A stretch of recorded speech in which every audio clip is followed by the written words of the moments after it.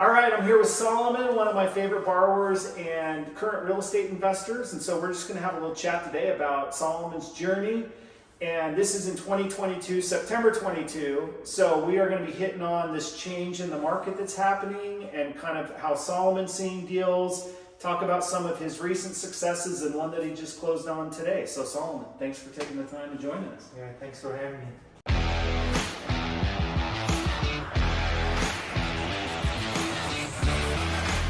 Well, let's just jump right into it. So you haven't always been a real estate investor, right? No. Tell us just quickly, because I think people like to see that like anyone can start from anywhere with no base of like maybe family that did real estate or involvement in real estate growing up. And once you found kind of the direction you wanted to head, let's talk a little bit how you got into it. So where are you from? Just a little bit about your background. Yeah, I'm originally from Mongolia. We moved here with my family about 6 years ago. And then I was kind of investing in as a passive investor for a couple of deals. And then I was looking at it and analyzing deals for a couple of years. And then started about 2 years ago. I started in Ogden, bought my first property. So what were you doing for a job? Like what was your kind of skill set or your profession before you jumped right into real estate? So back in Mongolia, my family owned a small business in the mining sector. It's a really small business, and then it was kind of getting money from there.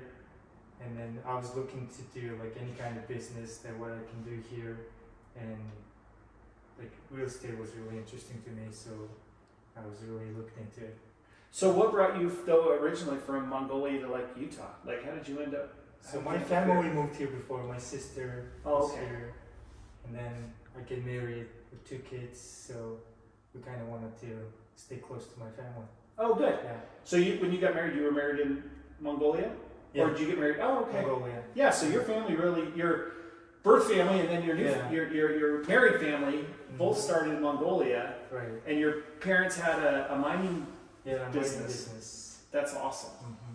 I would bet there's not too many people out there watching that can be like, oh yeah, that's what my family did too. You know? Yeah. That's really cool. So when you say you first started doing passive, what did that look like? How did you kind of dip your toes into the water of real estate passively? That was a friend of mine doing a flipping in Seattle. Okay. So he kind of wanted to looking for like investors, and I was really interested in flips. I didn't know anything at that time, so I was just want to be like borrow money to him and invest as a passive investor. And I didn't know anything about like real estate at that time, So what got you comfortable then? I think I know the answer, but what got you comfortable with that? Just a friend. So you knew somebody that you trusted in, that you felt like was competent, right? And you provided capital for him to either do the down payment or rehab money on a flip. And so by the outside looking in, you were able to at least get curious enough to start learning about like how is he doing this? Yeah. Yeah. So that's great. So then a couple of years ago, so if we're actually in October 2022, your first flip that you did on your own was then 2020? 2020 November. So during the pandemic, okay, that's when you got kind of curious about doing your own flip. Right. Okay, so let's talk about that. How did you find your first I was flip? Through a wholesaler. Okay. Yeah, I was in Ogden, and the reason I chose Ogden was it was a low starting point, so I kind of want to start low, and I think it was 130 buy, and the ARV was close to like 240, so I kind of want to test it out and try it as my first like actively invest in it. So sometimes I've noticed in doing these videos and talking to people, the answer to me seems obvious, but it's maybe not always obvious for everybody watching. How in the world did you know who a wholesaler was, and how did you get information about the properties they were selling? Yeah, it was mostly YouTube. I was watching a lot of YouTube videos and kind of Googled like wholesalers in Utah and found few, and then they started like sending deals to my email. So I was kind of looking, and when I looked at it, I see some of the old like houses that have been sold. So I was looking at like how much it was sold for and how much it was sent out. So I was kind of looking through there, and it started. Okay, so like you really you kind of like taught yourself a little bit about how to find them, and then the way that you found that information was just watching what other people were doing on YouTube. Yeah. So that's really cool. So your start, to summarize up to this point, was be curious about real estate. You came to America, you came to Utah, and then you knew somebody that was doing it that you trusted and had confidence in, and you were willing to take action to invest with them so you could learn a little bit more. And then you figured out, okay, why can't I just do this here? How can I find deals? And then you found it through wholesalers. Yeah. Okay, that's awesome. Okay, so then how many, so then you found it through a wholesaler. How did you finance your first one? Through you. Oh, through me. Okay. A shameless plug there, I guess, right? But there wasn't just me though that helped you with it. How did you come up with your down payment and rehab funds? That was kind of the money I saved up. It was about $20,000, and then the rest was credit card. Okay, so you really shoestring that first one. The first one was really kind of tough, and I didn't know what's gonna happen, but kind of took a leap of faith in there. So. Okay, so how did that first one turn out? That was good. Yeah, that's why I'm keep going. So if you don't mind sharing, like, what did you make on your first one? I think it was about 50 grand. So that's awesome. So for 20,000 investment, leveraging hard money, and kind of rolling the dice with your credit cards, you basically got a 2.5 times return on your money in 6 months, 4 months, 2 months. 2 months. Yeah.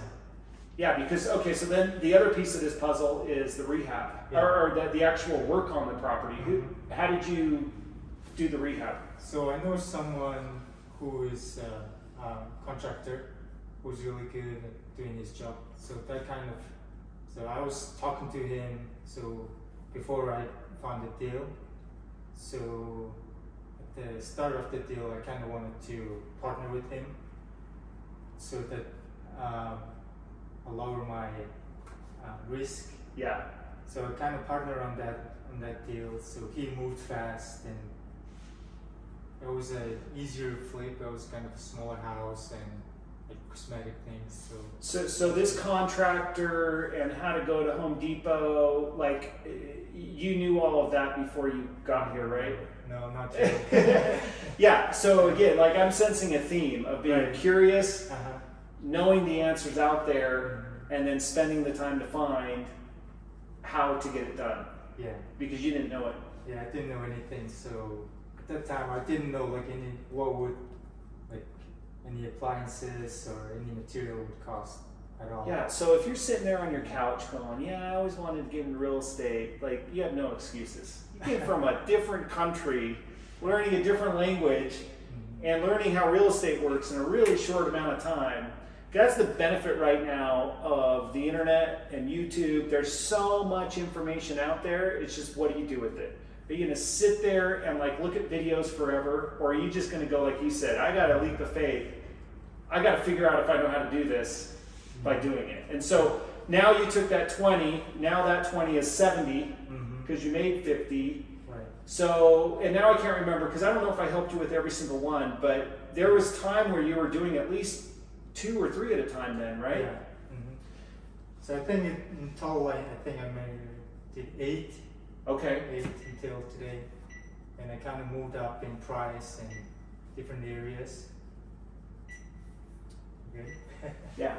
This is real-time photo, video here where I'm playing with a range. Okay, so then you start moving up in price. This is going to be cool because it'll kind of show your progression, and then we'll save this last deal that you closed today because that was your highest sales price yet today, right? Yeah. So a little spoiler, you sold the first one for what, $240? I don't really remember. It was like $240 to $280, I think. Okay, and then this one today was 1.15. 5? Yeah. Okay, so if you guys aren't from Salt Lake that are watching this, 1.15, that's still a pretty high-end expensive neighborhood for Salt Lake. There's not I mean, there's more and more these days, but there's not too many $1 million+ homes. Okay, so in the last couple of years, you've done 8 flips, and has that been your sole source of income? Yeah. For the most part? Mm-hmm. That's great. And so have you, and you also, you're a good example because you started investing right when the market like just exploded for the last 2 years. And so maybe just briefly talk about the challenges, but then also the opportunity that these last 2 years have presented. Maybe challenges first. Challenges, probably it's really hard to find the good deals. Yeah. Like everybody was bidding on houses that I was trying to buy, and in the beginning I didn't know anything, so I was like, it keeps bidding up like 20, 30, 40 grand, so I didn't know it would be a good price. So I think that's the biggest challenge. And then being disciplined enough to like not go too far ahead of where you really wanted to go. How many would you say when it was really, really competitive, for like the one deal that you would get, how many do you think you would look at? I think at least 20. So about 20 to 1. Yeah, I think so. Yeah. So that's a lot of sifting through properties if you're looking at 20 to get one. So if you did 8, you easily probably looked at a couple hundred, at least 160 to 200 properties for the one that you bought. Yeah. So not just jumping on any train that comes up, waiting for the right one that fits your criteria. What has typically been your criteria as far as like a profit expectation for you? Yeah, during this 2 years, I was looking at 10% ARV profit. So if the house was going to sell for 500, you wanted to make at least 50. Yeah. Okay. What were the opportunities that you didn't realize were coming that happened along the way over the last 2 years? Can you explain a little more? Well, like what surprised you in a good way? Well, the appreciation. Yeah, the appreciation, right? Yeah. So I tried to finish my rehab as fast as I can, but I think the last 2 years was one of the lucky years. If I keep holding it longer, I'm probably going to end up making more money. Yeah. So, well, let's pause that conversation and come back to it, because I think your strategy of moving quick like tremendously benefited you on this last one as the market shifts from you're better off to be in and out as quick as possible than to take long, because you're right. Many flippers that didn't really do a very good job or didn't really know what they were doing or were a little bit careless, the market completely saved it. yeah. And you didn't have to be as disciplined as you are now. So I would love to do another video here in a year or two with you, because I think your discipline will pay off so big, and you're gonna, however well you did over the last couple of years, I would dare say you'll do even better coming up, because you're gonna be disciplined in what you buy. You're gonna be patient to buy that really discounted deal. Even as the market softens and maybe values now go down, you're still gonna end up with a really good margin. We'll talk about here in a minute your adjusted strategy to do that. So any other insights from flipping in the last couple of years? Like, where did you end up finding all of those flips? Were all of them through wholesalers, or did you find other ways to find properties on your own? Those wholesalers and on market and some pocket listings. I think that's about it. Mostly found. How important has, say, networking been? Have you needed to network a lot, or have you needed to just be more like behind the computer looking for opportunities and then jumping on them right away? Yeah, I was kind of behind the computers. Yeah. Maybe I should have done more networking, but I was really looking into a lot of properties and just trying to move as fast as I can. Well, so and this is why I'm kind of wanting to interview a bunch of my borrowers right now to give people insights on what works, what doesn't. But the other thing that I've noticed over the years is you don't have to be a certain personality. You don't have to be an introvert. You don't have to be an extrovert. The fundamentals of real estate are not going to change for anybody. If you buy high and sell low, you're going to lose money. But if you find a good deal, buy low, do the right kind of value improvement, and then sell at where you're evaluated, you're going to make money. That doesn't matter if you're the most outgoing person that finds all their deals from like networking or going door to door, or if you're a little bit more analytical and slower paced and kind of just more like a sharpshooter. Right. You know, like any strategy based on your personality will work as long as you understand the fundamentals. Any insights on like those fundamentals of real estate that maybe you learned better over time or were different as you did more properties? Like, was it, I don't know, like, was it more important to dial in your rehab number or your ARV estimates, or like what were things that you learned along the way that you didn't really know going into it? So I think the most important thing was for me to understand the market. So what's it gonna sell for in this area, and what's a good buy? And I think that's the most important skill, I would say. Yeah. I'm learning on the way. So, is understanding the local market, and the market in Ogden is definitely different than the market in Draper. Yeah. And the expectation of finishes. Yeah. I would bet if you were to redo that same first house that you did today, you'd probably do a better job. Yeah. Wouldn't you say? Yeah, definitely. Yeah, because you kind of, that's what's great about real estate is you're always learning and doing something better every time. Whether it's you're finding deals more efficiently, you're getting better at your rehab, you're estimating your numbers, you're getting more comfortable with neighborhoods, and all of that comes over time. Do you think there's any way you would have the experience you have today if all you did was just keep watching YouTube videos? No. Yeah. I think I probably watched YouTube videos for probably 2 years. I was looking at some deals, and I always like try to calculate the ARV and everything, but it never really worked. The first deal I learned much more than those 2 years. Yeah. So at some point you just got to get out of your chair and go for it. Yeah. Yeah. If you really want to learn it, you're not going to learn it otherwise. Well, that's phenomenal. Okay, so now we're entering a period where today you just recorded on a close on your 8th flip. Yeah. Right? And you bought this one again. We're in 2022. April, May of this year is when I think was like the peak of the market. Right. And that's about when rates started to slowly go up and people started kind of going, uh-oh, what's going on? Yeah. So this purchase that you just closed on, when you bought it in April, that was your most expensive property and neighborhood you'd ever dealt in, right? Right, yeah. So at the time when you bought it and I helped you with the loan on that one, I think we all felt pretty comfortable that like your ARV could be as high as 1.3. Yeah. Let's go, take your head back to April. Okay. Talk about what you bought it for, what you thought it was going to sell for, and what you thought the rehab was going to be. So, because I just did the one right next to that one. And it was end of March, and we put it under contract for $845. That was the buy price. And then I thought it's going to take probably like 150 to 200 and sell for 1.25. Yeah. So this one that you just bought, you bought for $845? Yeah, 845. And you were thinking 150 to 200? Yeah. And 1.25? Okay. So let's fast forward to today. What did you end up really spending? Under 30. Okay, so good news is you came in under budget. Yeah.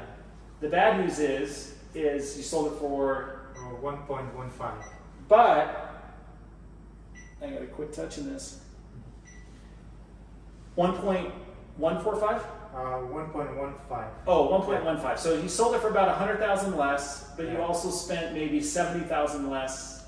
Yeah, about 20 to 70. About $20,000 to $70,000 less. Yeah, I think that the highest I would spend is probably 200. Okay. Yeah, that was the worst case scenario. So I think the best news for you, because I know I have a lot of borrowers right now whose houses are still sitting on the market. Yeah. Was it hard mentally to adjust your price so much? Talk about your pricing strategy, knowing that the market had changed from April to September when you listed. Well, you listed it in August, right? Yeah. Yeah. So from April to August when you listed it, knowing that the market had slid a little bit, what was your mentality? Were you like, I just got to get out of this to get my money back? Or you're like, let's price it so I can still make a little bit, but... Yeah, I wasn't really sure. That's where I came to you guys and asked like what would be a good price to list. And I thought like worst case scenario, I probably wanted to list it a little bit lower. Yeah. Yeah, but I wanted to see how it's gonna, if there's any showings or anything like that. So, kind of, I think we listed at 1.2, Yeah. and there was a lot of interest in there. And then you end up taking an offer at 1.15. Yeah. Yeah, and so I see a lot of people right now kind of doing the opposite, where they still think, well, one, doing the opposite as far as like spent way more than they thought, Right. and then still thinking they can price it as if it was April or May, Mm-hmm. and that's not working. I think if you would have stuck saying, oh, I have to get 1.2, you'd still be sitting here going, ugh. And then as a seller, you lose momentum.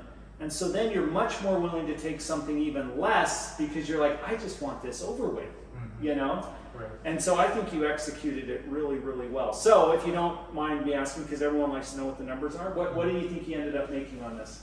I think I made about 70. See, Yeah. and how good does it feel now? Because you don't have another flip going on, do you? No. So you just cashed a check for 70 for, what is that, April, like 6 months worth of work? Yeah, 6 months. 6 months worth of work, and now you are starting with a clean slate.